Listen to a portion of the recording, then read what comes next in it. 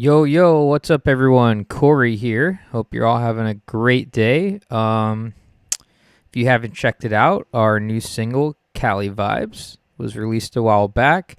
I just wanted to jump in here and take you guys through this session. So,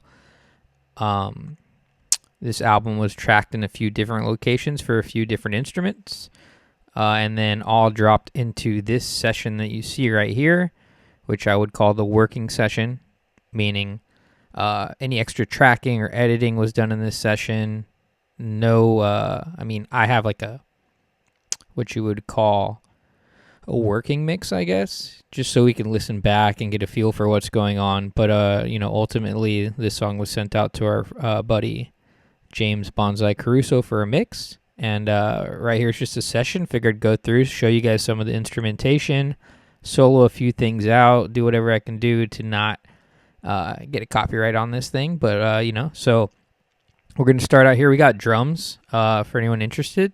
I'll see if, I don't know if I can recall the exact microphones used for everything, but I'll try. So we have kick in, kick out, kick sub, I think is one of those Yamaha speakers. Snare top, I'm going to say it was a 57 or a Beta 57. Snare bottom, probably same thing. Hats, small diaphragm condenser mic, don't remember the exact mic. Tom 1, MD421, Tom 2, MD421 also. Tom 3, not too sure, but like mad attack on this. Let's see if I can play it. I got something else soloed right now. It's only coming left here. It's because that's where I have the tom panned, but let's just see if I can just quick loop on it.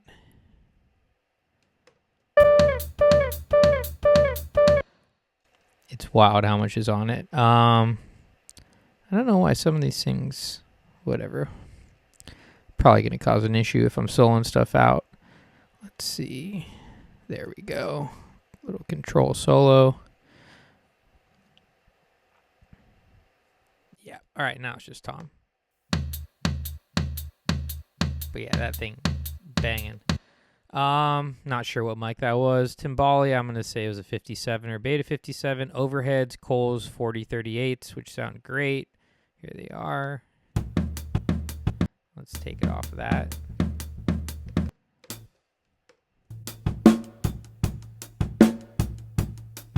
Kind of get a full vibe on it.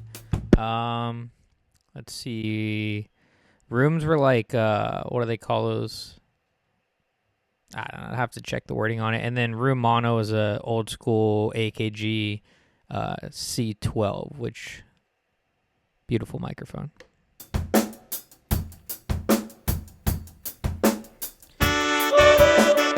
Oh, looks like I got a few other things that are not on the solo enable. Horn bus. I don't know what that is with panning. Yeah, I don't know. Some of these are like references in here. All these tracks aren't technically used. Most of them are. I think we caught Dan's vocal in there. His dub delay. All right, I think that should clean it up. So let's see. There's that room mic again. Re-solo it just so it works. Cool. And then if you want to hear the drums in full, all running to a mix bus, cleaned up all the toms, all the in-between stuff. Instead of gating stuff, just went in there and cleaned audio up. So here's all the drums.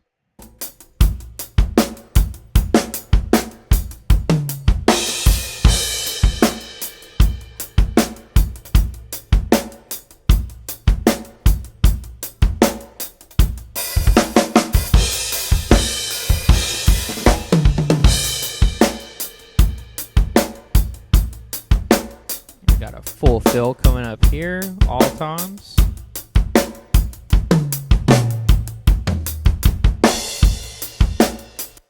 We got Revelation on the drums. Great drummer, solid pocket.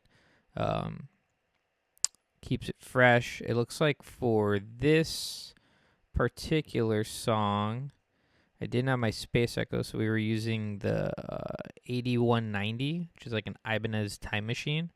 If you want to check a delay out.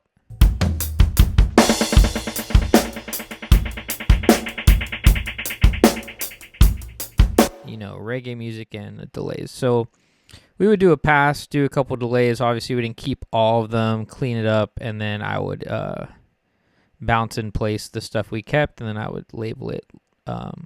Labeling is key when working through these sessions. I'm down to 253 tracks, and I think in the end, I stemmed out like 37. So,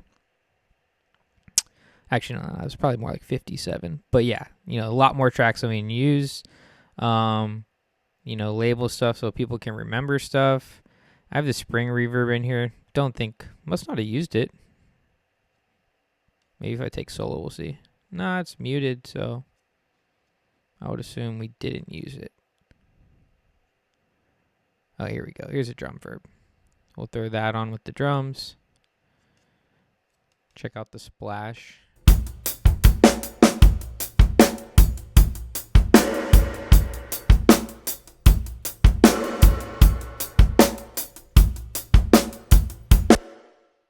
I want to say we cut a corner there and use like a Boss RV5, but this was one of the first, since it's the first single, it's kind of the first song we got finished.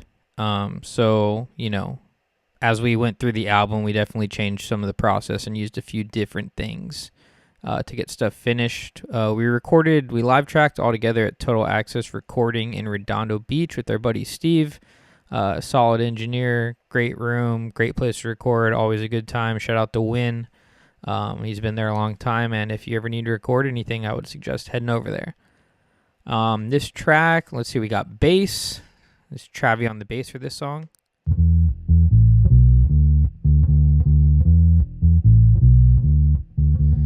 All these are processed with some whatever I put on it to listen to it, It's kind of, when I look at it, it's a pretty excessive channel strip.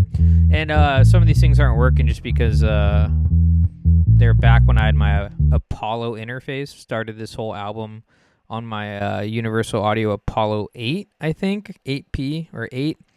It crapped out halfway through. Universal Audio stuff's great, but the expandability and just the getting it repaired in the timely manner wasn't the vibe, so I ended up switching to an RME interface, which I love. You can expand it, got 12 inputs, everything you want, ADAT, MADI. It sounds great. So that's bass. So we got drums, we got some delays, we got some reverbs on the drums, we got bass. Looks like we didn't do a shadow on this song. In reggae, sometimes you just go in there and you shadow the bass line with a guitar so you can get some attack to it, but it looks like we didn't go that route here. Guitar 1, which I usually label with the Chuxus Guitar 1. So here's Guitar 1. We got Greg playing guitar on this one.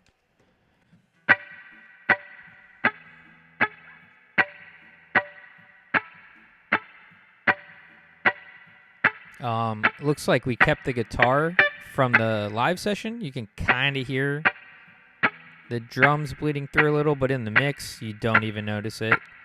Let's see. Yeah, this was as is. And let's see if it looks like I printed some spring reverb on it. Might have been a little dry if we want to listen to the original. Here's the comp. No, I think I just have them all muted, that's why. So here's without the reverb. I will always say when tracking guitar, like if the amp's got reverb and you want it on there, I would say just push it a little more than you think you want it, because in the end, it kind of gets buried under everything else. But yeah, so here's the guitar comp. This is what it printed down to.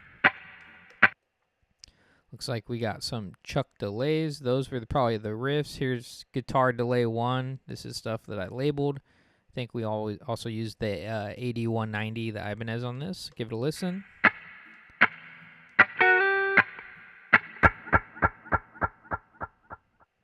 It's got that nice little analog sound. Check another one out. Let that one build a little. Always nice to add some texture. So yeah, that's guitar 1. Let's see if there's a second guitar on this thing. There's another delay track.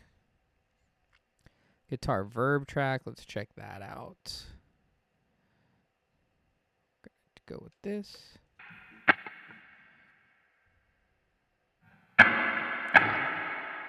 Big reverb.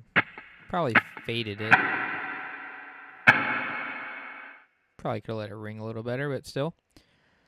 Yeah, there is a Guitar 2 track. Here's a Guitar 2 print. So this is what Guitar 2 is playing.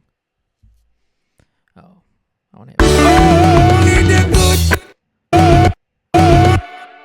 I don't think I could play more than that. All right, so here's Guitar 2.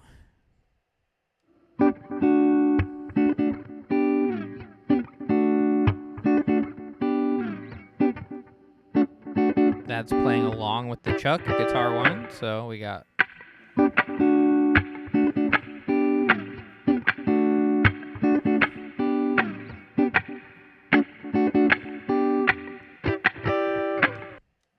That's cool. Always add some texture with the second guitar. We play live with one guitarist, but it's always nice to have some extra layers in the studio recordings and stuff. Let's see. We got a second guitar lead opening riff. Let's check that out. I'll probably put the Chuck in just to give us some time reference.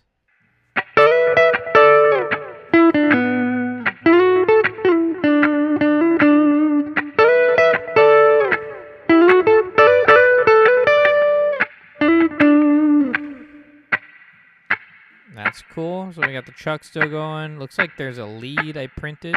Let's go to that, or a solo. Yep. Okay, it's not the print. Here's the exported print.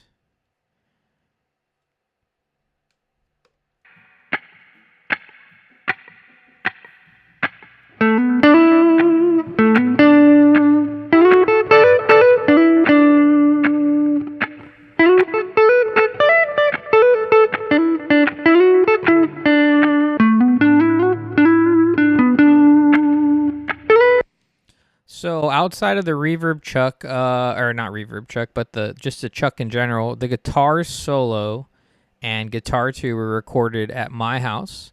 I used a Royer R10 ribbon microphone and then an SM57. The ribbon's got a lot of body and character. The 57's got a lot of bite and attack. Depending on what the instrumentation is or the use of the guitars, I blend it. And then I try to track a DI when I can. That way, if I want to reamp it, like say we're not happy with the tone, I have a clean version of that. I can send it back through the pedal board, and I can reprint it through the guitar amp. I didn't do that throughout the whole album, but it's always nice to have it as a safety. And sometimes you can always use like an amp sim or work in the DI channel if you're into it. So that's the lead. We go to keys and piano. This album, we did a blend of acoustic piano, then our favorite piano patch that we play live. So if you solo out the piano, there's 3. We have the low mic, the high mic. Both these I think were Cole's 4038s, and then just a direct-in Korg piano, which is, we play the M3, and there's a patch on there we use live, so just a blend of those. Let me see if I muted everything else. Here's the piano.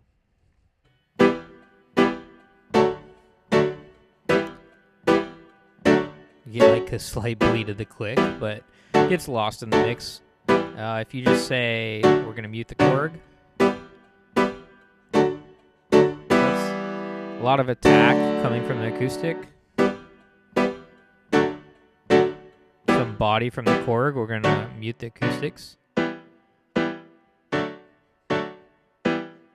little bit of reverb on all this, but yeah. So that's the pianos.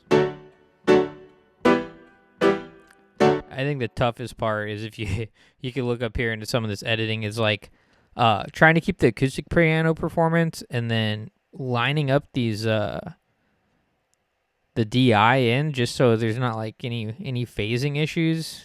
I'm sure it wasn't perfect, but it worked out. Happy with the results. Let's see what else. Oh, the delays, same thing. We usually print the delays after. It's a I will say my brother played piano, Jared, and you know, delays and reverbs are kind of part of the performance. So we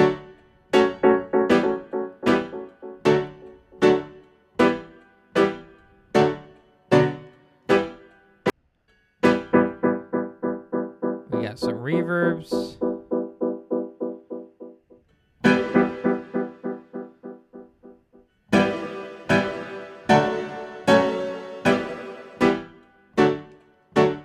Dependent on the section, you know, reverbs and delays add a nice splash when it comes down to it.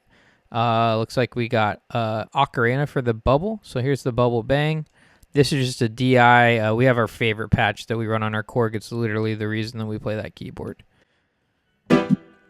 It's sounds like a reverse bubble on this one. So instead of hitting the ands and the in-betweens, it's on the piano.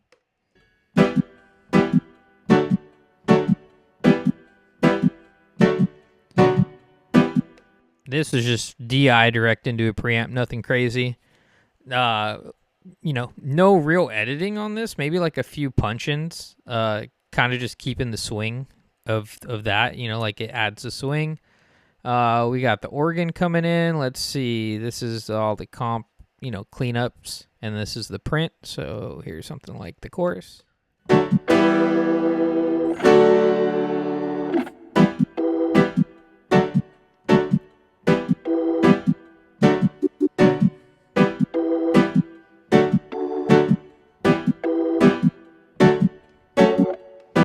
So the organ is a Hammond C2 with the Trek percussion on it. So it's basically a C3. It just doesn't have the smooth drawbars.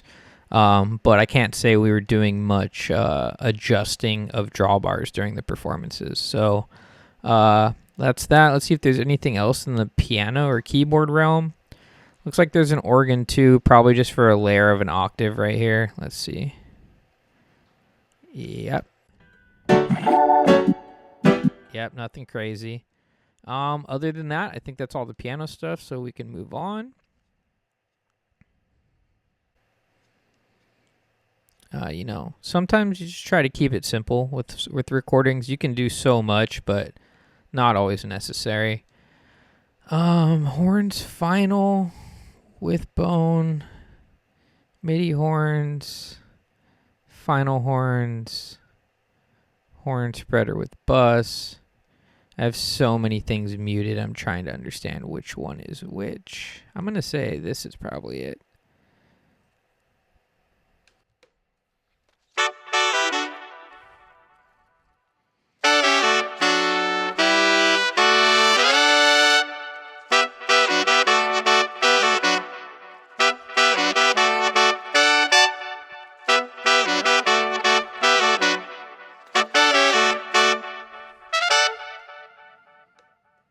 Yeah, I got some delay and reverb on there, probably a little too much, but when it's sold out. But when you play it together, it definitely blends. We got John Kromenacker on trumpet. We got Brian Northern on alto sax. I think he played 2 saxophone parts on here. And then off the top of my head, I can't remember who played trombone. I want to say his name's Frank. He did a great job.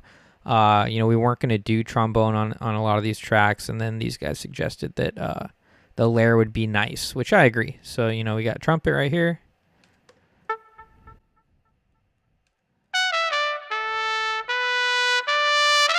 We got saxophone doubling the trombone. We got the saxophone's own harmony. And then we got the trombone.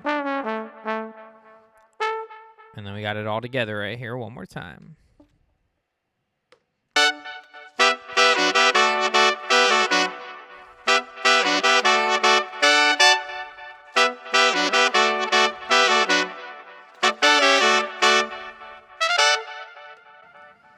Once again, a lot of delay and reverb on there, but in the mix sits well. And like I said, this isn't the mix. This is just my reference mix. Cool. Then we got some tambourine, printed tambourine. This was the first one that we did, so I want to say I played tambourine on this. Let's see if I have what microphones I used here. Yeah, the R10. And then a Sennheiser 614, and then it looks like I just summed them together, the blend that I like. not really into super bright tambourines. So that's that.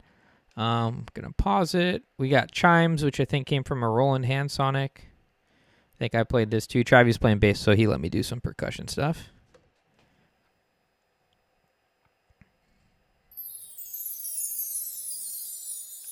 There's that. We got like some riser, ear candy. I'm a big fan of ear candy. Let's see.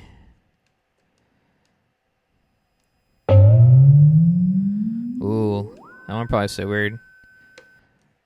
There's definitely a little ring in there, but probably got lost in the mix. So we got another riser P1. I think I used my Pro One synth for this one. Oh yeah. It's all that ear candy in the background that makes a song for me. It's like you don't even know it's there, but it does it.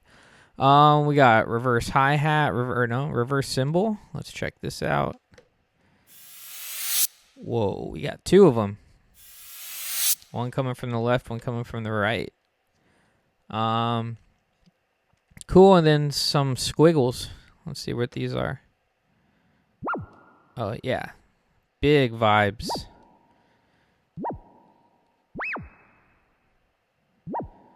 I probably got these from samples from Mars, seeing that they don't say the instrument on it. Here's a random snare dub we printed. Here's all Dan stuff.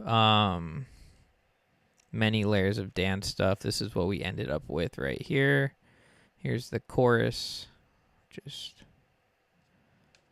The crew make it bright and day. Only the good vibes is up with me. All the calibers they always for free. Vocals were recorded at Conatown Recording with our buddy Jeff Bates. He does great work. He had a few microphones to pick from, and we went through a couple of them. We ended up picking up this C12 build that he did that just Dan sounded pretty great through. So suggest checking out Conatown. Also, Jeff's a good dude. We got RE301 Vox, so it looks like we printed some delays with him because I didn't have my 301 at this point. Come along with me. Hey.